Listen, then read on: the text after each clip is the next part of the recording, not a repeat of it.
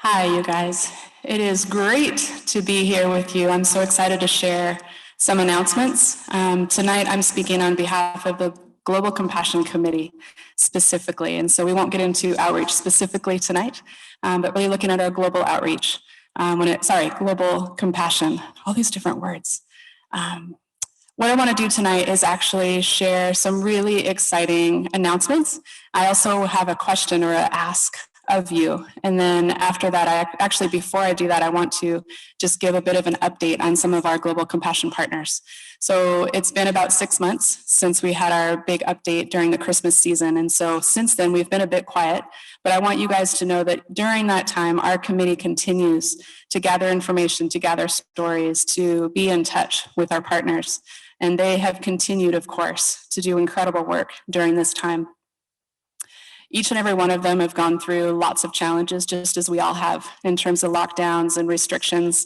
Each and every country and partner has their own unique challenges, but it's been amazing just to see how they respond with incredible grace and compassion, with incredible creativity. And so just as a team, we've just been so honored to watch what they have been doing. Now, just to give a bit of an update with some of the partners specifically, in Haiti, things have been pretty tough. And so we really want to continue to ask that you would pray for our partners in Haiti and for the nation of Haiti. There's been so many challenges there. COVID is definitely one, as we've all shared. But for them specifically, we've had years of political violence. And just in the last 6 months, they've had a huge increase in terms of gang violence. And so the gangs have taken to the streets, specifically in the capital. It's made it very difficult for people to come in and out of the capital city, which is, of course, where the airport is. So it makes things really difficult.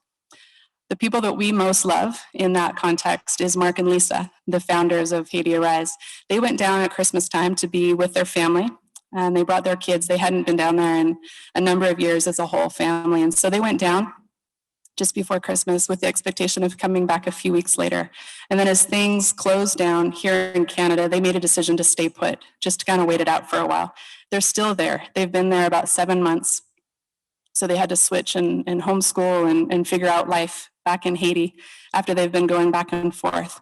During that time, they have not had a chance to go to the capital because of the violence. So that gives you a bit of an idea of the seriousness of that. They've not felt safe taking their kids in that context.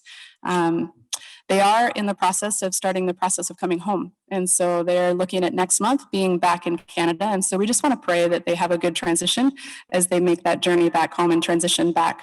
About 2 weeks ago, Mark actually needed surgery. And so he actually had surgery on his gut. And praise the Lord, he was able to get care without going to the capital. He was able to go to a local town, and he's recovering well, which is really good.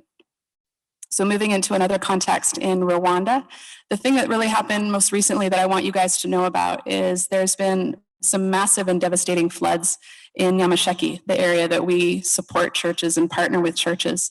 Out of that, the result was about 500 people were left without homes. Their homes literally just washed away. I've seen pictures and videos, and it was devastating. But what's been really cool is that the local church, all the different churches that World Relief has been working to empower, they have taken it upon themselves to really step it up and actually repair those homes, replace those homes, and work together with the local authorities. And so land has been given by the government to reestablish homes for people, and then the churches are working to rebuild those homes for people, which is amazing. We initiated, is there anything that we can do? And they said, yeah, why don't you, if you could, give some towards the iron sheets, which is the roof for each of these homes. And so we've been able to give, as a church, we gave $10,000 to be able to support the roofing for a number of those homes, which is really exciting. So I want to say thank you as you guys give towards missions. Those are the kinds of things we get to do. Now, if you move to Uganda, a couple of months ago, we saw the grand opening of the boys' dorm. So back at Christmas time, we were asking you guys for support towards that particular project, and it's been so exciting to see. They had a grand opening, scaled down, of course, but it was still very exciting. The boys are living in the dorm, and they're doing very well in that context. Now, the hard part in Uganda, as well as in Rwanda, is the COVID situation right now. We've been getting texts and emails from our partners and our friends. Both countries are struggling massively right now. They're seeing huge numbers of people in the hospital, and deaths have increased. There's been massive lockdowns. And so Rwanda just started in the last couple of days. Uganda started a few weeks ago where they're not even allowed to cross over from different districts. So they're completely locked down, and this has disturbed, of course, ministry, business, and life. And so we just ask that you would pray for each of our partners as they're going through different struggles, but in the midst of that, they are faithfully serving in incredible ways. We as a team look forward to sharing more stories as we get ready for Christmas time. It's still a few months out, but we're already preparing, so we're excited for that.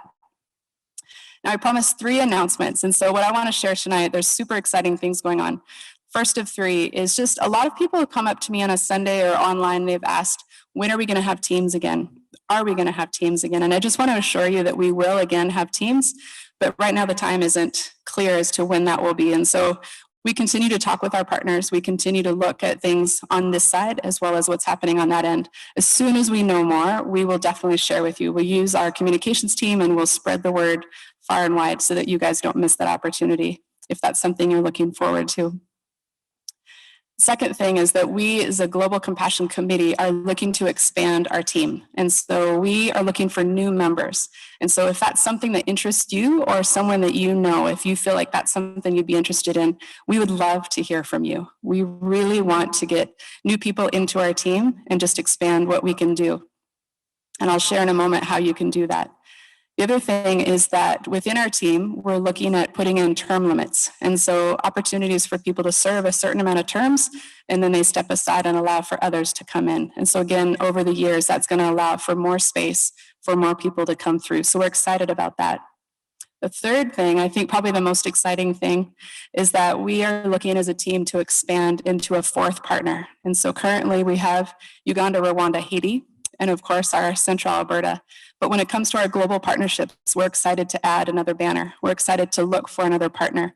We do not have any idea where God is going to send us, but we want to invite you into that process.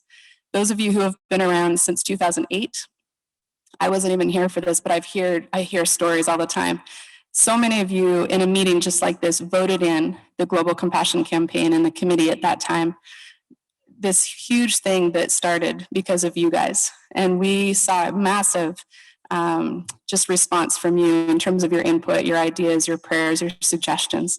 And so we again want to invite you into the process. We don't want to go it alone. We want to listen to hear what it is that God might be saying to you and what ideas you have. We want to hear your input. And so what we've done is we've actually set up a survey. The survey will be available tomorrow. All of you who have registered online or in person will get an email tomorrow. It'll also be on Facebook and Instagram, and it's going to be hard to miss, I'm hoping. And so we're excited. And so we just ask that you would take 3 to 5 minutes. I really think it will not take long. Just take a few minutes, walk through the questions that we've asked, and give your feedback. We really want to hear your input because your voice really matters to us. I know back in 2008, the input we got from you was really useful and helpful for the team as they set up their policies, as they set up the partnerships. It matters. And so again, we want to hear what you have to say. We know that these words that we get from you will really help guide us in the next weeks, months, and even years. And so we're looking forward to hearing from you. So thank you so much, you guys.